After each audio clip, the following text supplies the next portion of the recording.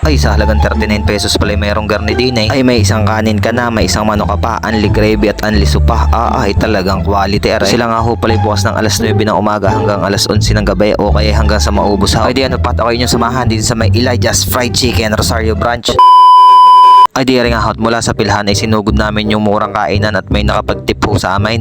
Ringat pupunta kami din at minabalitaan daw ho mga ring mura kainan. Ay di ari nga hot yagyag kami paparaon. Ang pangalan ho ng kainan ari Elijah's Fried Chicken House, unli gravy and unli soup. Magandang araw po. Ay, dini ho sa Rosario ay meron na hong Elijah's Fried Chicken. Malapit ho sa Alan Motor Shop or Alay Motor Shop. Sa kanto po ng Hopalo.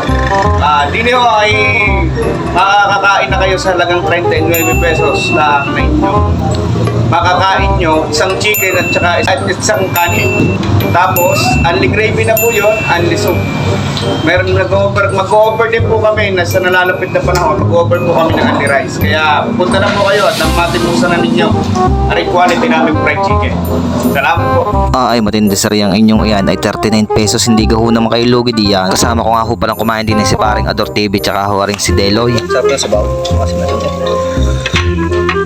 Kain po tayo, kain. Talaga sinasabi ko sa inyo, sabaw na sabaw pala ang ay ulam na. At talaga naman ho ang kanilang chicken ay hindi magpapahuli sa laki. Ay sa halagang 39 pesos igay ang kalaki ang manok. May kanin, unli gravy at unli supa. Ay talaga namang nilahat na.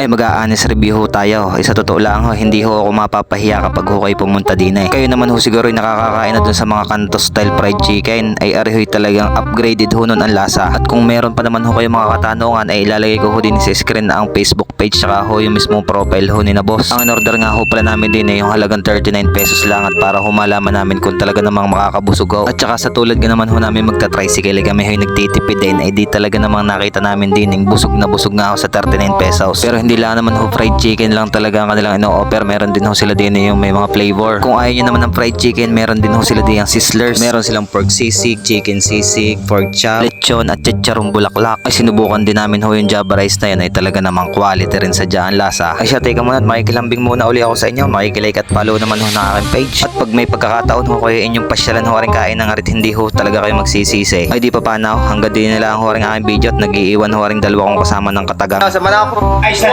quality.